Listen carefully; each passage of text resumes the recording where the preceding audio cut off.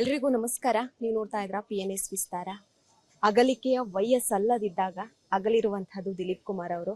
ಎಲ್ರಿಗೂ ಅಪಾರ ನಷ್ಟ ಉಂಟಾಗಿರುವಂತದ್ದು. ಅವರ ಒಂದು ಸ್ವಗ್ರಹಕ್ಕೆ ಒಂದಷ್ಟು ಜನ ಅವರ ಸ್ನೇಹಿತರುಗಳು ಕೂಡ ಆಗಮಿಸ್ತಾ ಇರುವಂತದ್ದು, ಅವರ ಅಂತಿಮ ದರ್ಶನವನ್ನ ನೋಡಲು. ಇವತ್ತು ಕೂಡ ಅಷ್ಟೇ ಅವರ ಸ್ನೇಹಿತರು ನಮ್ಮ ಜೊತೆ ಇದ್ದಾರೆ, ಅವ್ರನ್ನೇ ಮಾತಾಡ್ತಾ ಹೋಗ್ತೇನೆ. ಸರ್, ನಿಮ್ಮ ಅವರ ಒಡನಾಟ ತುಂಬಾ ಕಿರುತೆರೆಯಿಂದನೂ ಕೂಡ ತುಂಬಾ ಚೆನ್ನಾಗಿತ್ತು. ಈ ಒಂದು ಕ್ಷಣ ಯಾರಿಗೂ ಕೂಡ ಬರಬಾರದು, ಬಟ್ ಏನ್ ಹೇಳ್ತೀರಾ ಅಂತ? ಏನು ಹೇಳೋದು, ಇನ್ನೂ ನಂಬೋಕ್ಕಾಗ್ತಾ ಇಲ್ಲ, ಆದರೂ ನಂಬಲೇಬೇಕಾಗಿದೆ. ಯಾಕಂದರೆ ನಾನು ಅವ್ರ ಪ್ರಾಜೆಕ್ಟಲ್ಲಿ ವರ್ಕ್ ಮಾಡ್ತಾ ಇದ್ದೀನಿ, ಯಾವಾಗಲೂ ಮಾತಾಡ್ತಾ ಇದ್ವಿ.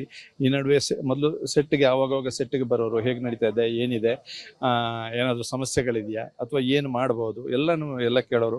ನೀವು ನಾನು ಪ್ರೊಡ್ಯೂಸರ್ ಅಂತ ನನ್ನನ್ನು ಟ್ರೀಟ್ ಮಾಡಬೇಡಿ, ನಾವೆಲ್ಲ ಜೊತೆಯಲ್ಲಿ ಬಂದವರು, ಜೊತೆಯಲ್ಲಿ ಸ್ಟ್ರಗಲ್ ಮಾಡ್ಕೊಂಡು ಬಂದವರು. ಸೊ ಹಾಗಾಗಿ ಯಾವತ್ತೂ ಫ್ರೆಂಡ್ ಥರ ಟ್ರೀಟ್ ಮಾಡಿ ಪ್ರೊಡ್ಯೂಸರ್, ನಾವೇನು ಪ್ರೊಡ್ಯೂಸರ್ ಅಂತ ತಮಾಷೆ ಮಾಡ್ತಾ ಇದ್ದೆ. ಆ ಥರ ಎಲ್ಲ ಹೇಳಬಾರ್ದು ಇದು ಅಂತ ಹೇಳ್ಬಿಟ್ಟು. ತುಂಬ ಒಳ್ಳೆ ವ್ಯಕ್ತಿ, ತುಂಬ ಫ್ರೆಂಡ್ಲಿ. ಯಾಕಂದರೆ ಸುಮಾರು ಅವರು ಒಂದು 20-25 ವರ್ಷದಿಂದ ಸ್ಟ್ರಗಲ್ ಮಾಡಿ ಹಂತವಾಗಿ ಆ್ಯಕ್ಟ್ ಮಾಡಿಕೊಂಡು ಸಿನಿಮಾಗಳಲ್ಲಿ, ಕಿರುತೆರೆನಲ್ಲಿ ಅವಕಾಶಕ್ಕಾಗಿ ಹುಡುಕಿ ಎಲ್ಲ ಮಾಡಿ, ಆಮೇಲೆ ಒಂದು ಬಂದು ನಿರ್ಮಾಣ ಮಾಡಬೇಕು, ನಿರ್ದೇಶನ ಮಾಡಬೇಕು, ಒಳ್ಳೊಳ್ಳೆ ಪ್ರಾಜೆಕ್ಟ್ಗಳನ್ನ ಕೊಡಬೇಕು ಅಂತ ಹೇಳಿ ತುಂಬ ಏನೇನೋ ಕನಸುಗಳನ್ನ ಕಟ್ಕೊಂಡಿದ್ದಂಥ ಮನುಷ್ಯ ಇವತ್ತು ಇಲ್ಲ ಅಂದರೆ ಏನು ಹೇಳಲಿ. ಆಯಿತು, ಏನು ಅವ್ರಿಗೇನು ಇದ್ರ ಬಗ್ಗೆ, ಬಾಡಿ ಬಗ್ಗೆ, ಫಿಟ್ನೆಸ್ ಬಗ್ಗೆ ಏನು ಕಾಳಜಿ ಇರಲಿಲ್ವ ಅಂದರೆ ಅದು ಅಲ್ಲ. ತುಂಬ ಡಿಸಿಪ್ಲಿನು, ಟೈಮ್ಗೆ ನಿದ್ದೆ ಮಾಡಬೇಕು, ಟೈಮ್ ತಿನ್ನಬೇಕು.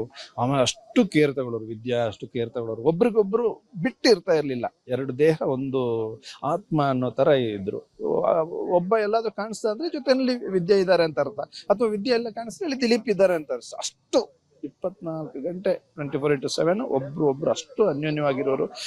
ನಮಗೆ ಒಬ್ಬ ಸ್ನೇಹಿತ ಇಲ್ಲ ಅನ್ನೋ ನೋವು ಇಷ್ಟ ಆಗ್ತಾ ಇದೆ ಅಂದರೆ ಪಾಪ ಇಬ್ಬರು ಹೆಣ್ಮಕ್ಳು ಮತ್ತು ಆ ಅಮ್ಮನ ನೋವು ಅದು ಹೇಗೆ ಅಂತ ಗೊತ್ತಿಲ್ಲ. ಧೈರ್ಯ ತಂದ್ಕೊಳ್ಳಿ ಅಂತ ಹೇಳಿ ಬರ್ತೀವಿ ಈಚೆ, ಅಷ್ಟು ಸುಲಭ ಅಲ್ಲ, ಒಪ್ಕೋಬೇಕಷ್ಟೆ.